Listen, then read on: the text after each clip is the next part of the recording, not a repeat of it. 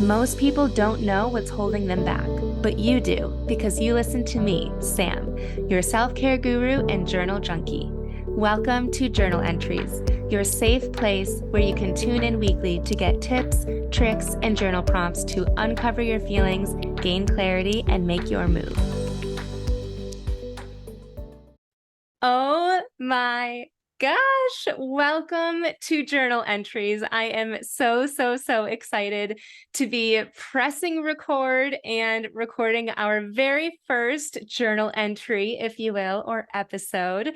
I am Samantha, your podcast host, and I am really excited to launch this because I think that there are two benefits of this podcast. First and foremost, I think that it will continue my healing process.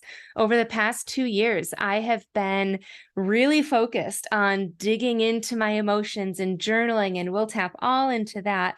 But also, as I have uncovered different emotions and sides and parts and voices of me, I have attracted women to me who I think are going through very similar things that I have gone through or am currently going through. And I am hoping that this podcast will kind of shed light on what I've been through, how I've handled it, both good and bad, and allow you to take that and implement it in whatever way you see fit within your own situations and relationships and lives. So I always like to start off my journal entries with "today I feel ... And right before pressing record on this episode, I think I may have been having a panic attack. I was feeling all the feels. I was feeling super anxious of like, I don't really have any notes. What am I going to cover? I was feeling super excited and also nervous because while I love this topic of tapping into our emotions and, finding our voices and journaling about all of the things, I still feel like I'm getting comfortable with it. I just started journaling really about a year and a half ago. And that was the point for me where journaling allowed me to recognize that I actually had feelings, which may sound crazy, but I think that I spent so much of my life really wanting to be happy myself, but also make sure that other people were happy. And in that, I have diminished any other feeling besides happiness. And even if something did arise that would cause sadness or frustration or anger, I would always think, well, someone else has it worse. And so I just wouldn't deal with it. I just kind of kept sweeping all the emotions under the rug. And journaling allowed me to express how I was feeling. And initially, I did not get very deep because I didn't know how. I was literally just writing out like blank statements, what, that anyone could have written, but just acknowledging that I was feeling something other than joy was really nerve-wracking for me. And in this podcast, I think it's going to be nerve-wracking for me to share that with you. But I also think, like I mentioned earlier, that will just help my healing and hopefully help or maybe initiate your own healing. So I got the question the other day of how unfiltered will my podcast be? And I actually loved this question because it got me to think that everyone knows that we live a pretty filtered life right now, right? Especially on social media. I have been on social media for 9 years. I mean, longer than that, but I've been like using it consistently, showing up every single day for 9 years. And it is definitely a highlight reel because I never shared any struggles. I didn't even know that I was going through struggles half of the time. And I think that's what I realized when this question was asked of how unfiltered will I get with this podcast? How vulnerable will I be with you? I realized that I have been living out a highlight reel, not just what other people are seeing, but that's how I felt too. And so I've gone through a lot in the past 2 years, which is actually what triggered me to start journaling consistently and led to, where I am today. 2 years ago, I gave birth to my son, Griffin. He is the light of my life. So sweet, truly the sweetest boy, like the best. So I gave birth to him, right? And anyone who is a mom knows that being a new mom is a trip. Your hormones are crazy. Everything is everywhere. You're healing physically. You're also healing the old you because you're becoming a different person with different priorities. You're still the same person, but I was really afraid to lose my independence. I think I cried over it a few times when I was pregnant. I was so sad to, just think I can't just pick up and go to a coffee shop anymore, and of course there's ways around that, but that was something that I was really struggling with. And so becoming a new mom, I of course had to learn how to deal with that. And then I was also going through marriage struggles and have since gotten divorced. At the time of this recording, I have not officially signed all of the papers. I think I have one more paper to sign. So that was obviously a whole trip, and we'll go down that memory lane. What is that called? We'll go down that road together. We'll just leave it at that. So now I'm a single mom. That's a completely new world. I kind of felt like a single mom before, but once you are a single mom, it is so different. And so that was a lot to deal with emotionally, physically, mentally, all of the things. And so I have just been forced to really face everything that I had hid from.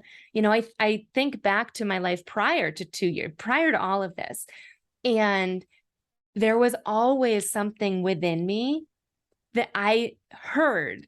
It was like I knew deep down in my core that I should do certain things or say certain things, and I didn't. And I think that it led me here, and it has been a tough road, but I've been learning so many lessons that clearly whatever my life was like before, I wasn't ready to learn them then. And I remember being so afraid to acknowledge that gut feeling that I had. One example is I was invited to go to a Brendan Burchard conference. And this was, maybe back in 2017, but it was a business conference. And we were going to go to learn some mindset work and how to better help our businesses and get creative and all of that fun stuff.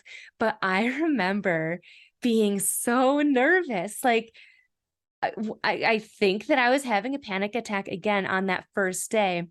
I remember sitting in my seat, and inside of me just felt like I could burst into tears because I was that filled with like nerves. And it was because I was so nervous of what I was going to uncover emotionally. So I think back then, like, why didn't I just like start journaling then, or heal then, or ask myself those questions then before I am where I am today? But we can't go back and think those things. I think I am where I am today for a reason. But yeah, that was like that feeling, sitting there, feeling so nervous about that, was just like a real eye opener, especially looking back on that moment.